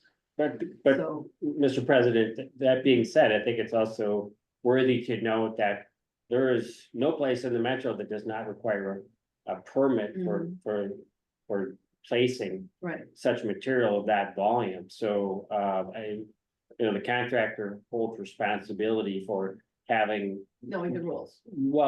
confirming with the landowner that they had a permit for placing that volume of material in that location. So I think that's part of the question and the issue that Manager Bakke is trying to make here, and I think it's a legitimate one until such point where the contractors also become responsible. These kind of practices will continue. So it's not uncommon for this to occur, but I think I was pleased the other day. We were contacted by an individual that said their contractor told them, you need to get a permit from the watershed district. So that person said, because I asked, I said, well, why do you think you need a permit? I said, did you talk to the city? And said, no, the contractor told me I need a permit. So that's then getting to the scenario where the situation where the contractor recognizes the fact that you're in an area that needs a permit. So I think everybody knows that. And so until such time, it's just like the people dumping materials in wetland, low spots, so to speak, Or encroaching. Mhm. when they should. Thank you, Mike, for clarifying that, because I think that's Yeah. precisely the point, is we want to work with the contractors who are reputable, and if there are those who are not, we don't want to work with them. That's my opinion. Yeah, and I think we're all saying the same thing. Yeah, I think I think we pretty well covered this. Let's move on. Just to refresh everybody's memory, this started as part of the treasurer's report. We have a motion to vote on. And this seems like a long time ago, and it is, but we're gonna vote on it now, okay? And then we're gonna approve the treasurer's report, and also approve the motion is made by Manager Anderson to pay the bills. And transfer. And transfer also. So with that, then, I'm gonna ask Tori to ask for the roll call vote. Thank you. Manager Lowe, Aye. Manager Anderson, Aye. Manager Baki, Aye. Manager Taves, Aye. President Schmaltz. Aye, so motion carries, we can pay the bills. So, thank you. Moving on then, report of officers and managers. I have nothing to report this evening. Manager Taves, Same thing, nothing to report. Manager Lowe, I have nothing either. hey, Manager Baki, I have nothing to report. hey, Manager Anderson. Yeah, I have a couple of things to report. I just wanted the board to know that, the, reading of the water levels has been very helpful for us. We're now getting these weekly reports. Our lake, Big Comfort, finally broke the, barrier for getting the no wake, sign taken down last week. So we were just slightly under the ordinary high water mark. So it's taken almost all the, June, obviously, and most of July to get there.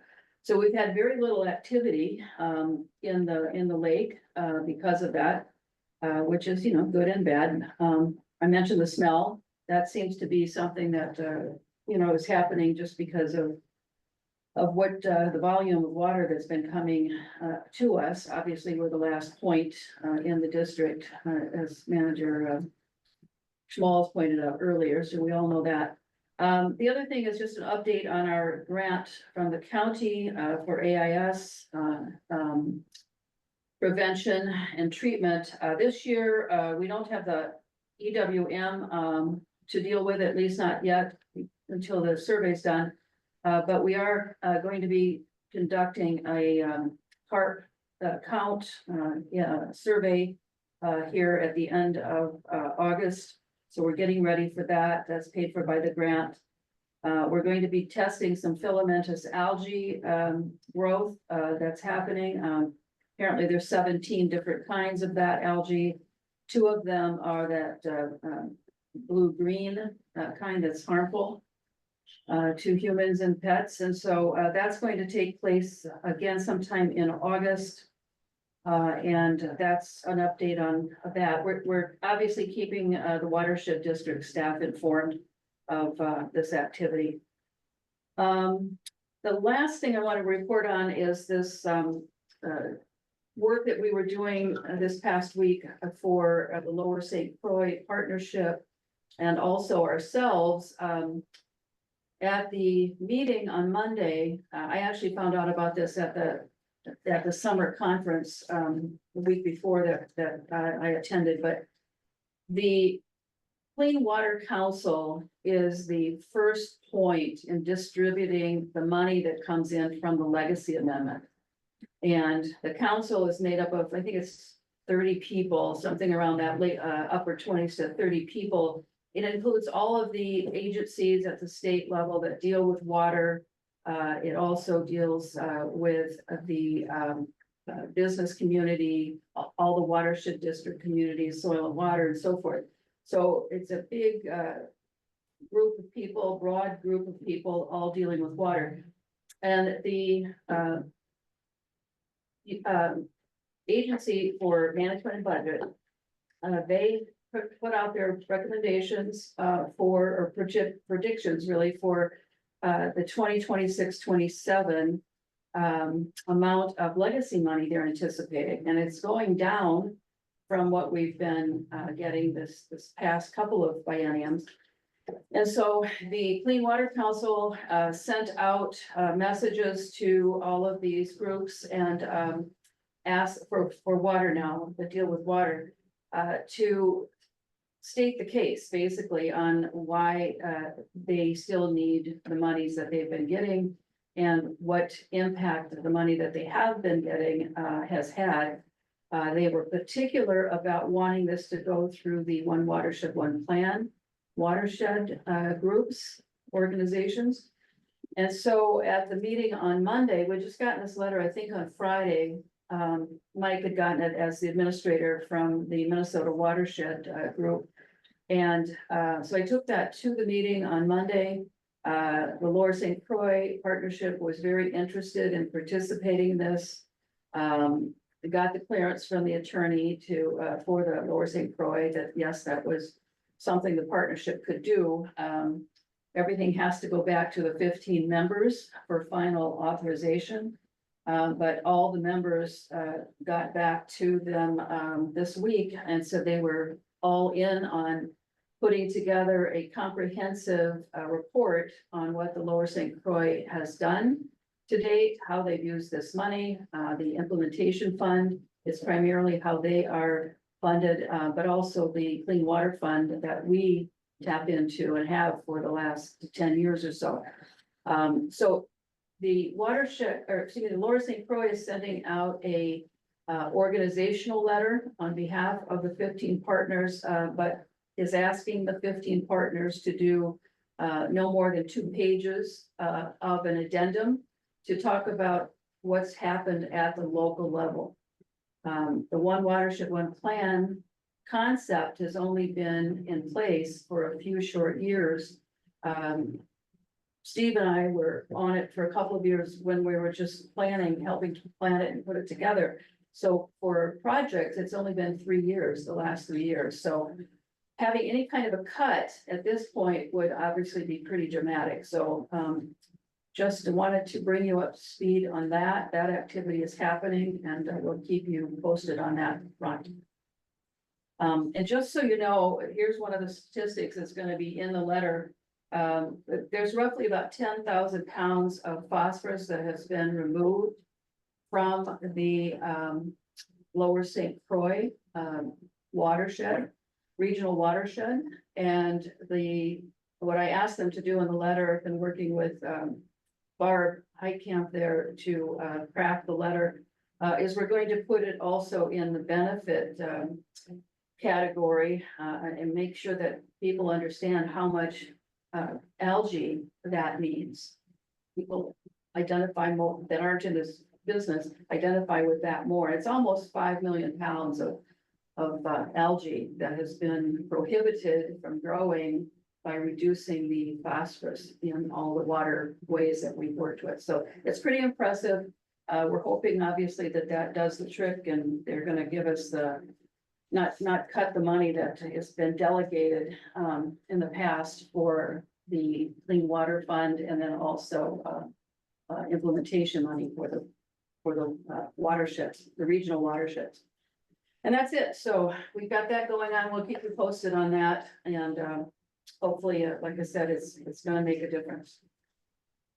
The only concern I have with this, and this is maybe a long shot, but if we put this all through the One Watershed, One Plan, and if it's not phrased correctly, it sounds like the One Watershed, One Plan is doing all this work. No, That the money would go directly to the One Watershed, One Plan, and we wouldn't have our local implementation funds to support the tax base that we've got with 11 people. no, that's not how this one is going to work. As I said, there's going to be a cover letter talking about what the Lower St. Croix partnership has done. And then there's going to be the addendum letters for each of the organizations that belong to the Lower St. Croix. And so in our case, you know, our staff has to put together that 2-page report on how we've spent Clean Water Fund money Right. in the past. I think we should make sure that the local watersheds point out that they have a large local tax-based infrastructure, Mhm. and we need those monies to implement the programs that we developed. Yes, So- yeah. And that's exactly what's going to happen with this. So hopefully when it's all done and put together, you know, we'll each get a copy of it. So the other question is, do we know what else they're considering? In other words, I mean, I went to the Clean Water Fund and there's nothing you can tell on that website about where the money goes. Yeah. So is there other organizations that's gonna go to what? What other? Well, part of that it'll organization? go to Bowser, it'll go to, you know, all the 5 agencies that deal with water. So the money's different. This is the first step in the handling of the legacy dollars that come into the Right. state for this purpose, okay? So it starts there. But if the watershed district or the one watershed, one plans go get the money, who's going to get the money? Well, they haven't said who's going to get the money. What are So- the options? Do we know what the options are? No. No, It's gotta be have an option within their own structure. They've only got so many people they can give money to. well, it's like doing our budget, you know, so you could start with a budget. Yeah, you can And there spec, are, yeah, I mean, you can speculate, but I mean, I mean, they're not gonna give it to the transportation oh, department. no, of course not. So it's The gotta legacy be within money- their The organization. the legacy amendment is what controls the entities that can get, or the purposes for this money. Okay, so it's, maybe more of it's gonna go to the Yeah. Minnesota Department of Ag, we don't know. Yeah. Right, so it's, I could get that for you if you wanna, Well, look you at may it. wanna talk about or ask them, what have these other organizations done in terms of water quality? So they think about, but anyway, that's okay. Well, It's a complicated situation. It's not a debate at this point. Yeah. What it is a justification for you keeping the money Yeah, in the areas that we deal with so that they can see, and the trigger for that is going to be showing them in real dollars and real responses for how we've improved the water.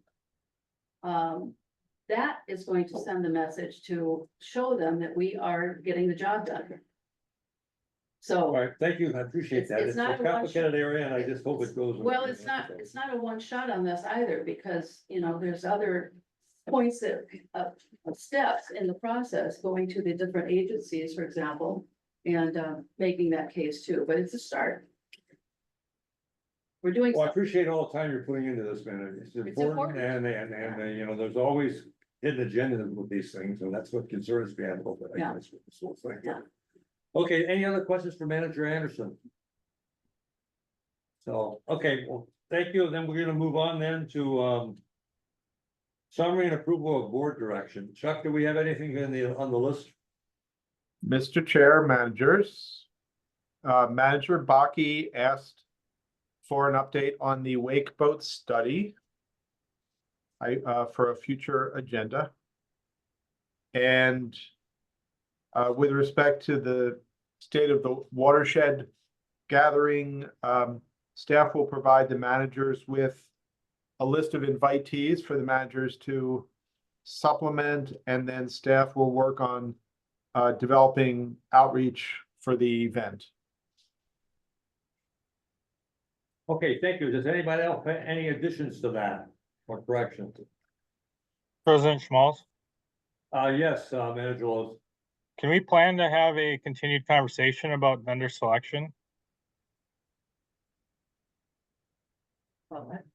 About vendor selection? Yeah, contractors. contractor Contractors. selection, ongoing conversation to formally set a time side outside of a treasurer's report discussion to have a more in-depth conversation. With Yeah. council. yeah, at a We future could add that, if you think it's necessary, we can add it to the next meeting, or we could do it next time we're ready to put out a bid. I don't care when it happens, I just want it to be done and on a list so that it eventually gets scheduled so we can talk about it. I think it's an extremely valid conversation to have. Okay, Add to, Huh? add to the summary board direction. yeah, add it to the summary of board direction then. That's what I was Continue asking that- for, sorry. Continue the discussion, yeah. All right, thank you, Manager Lowe's. Anything else? All right, so that then, any other comments before we call for adjournment? Do we need to vote on this report? On the board No. direction, no, I don't think so, no, it's, Sorry. thanks, Troy. So then, then if no other comments or questions, I'm gonna, ask for a motion to adjourn. I'll make the motion to adjourn. Thank you, Manager Anderson. Do we have a second? I'll second. Thank you, Manager Lowe. So, Troy, would you do the roll call vote, please? Manager Lowe, Aye. Manager Anderson, Aye. Manager Baki, Aye. Manager Taves, Aye. President Schmaltz. Aye. Okay, motion adjourned. Thank you. Good meeting. Good night. Take care. Good night. Everybody. Good night, everyone, and have a nice weekend.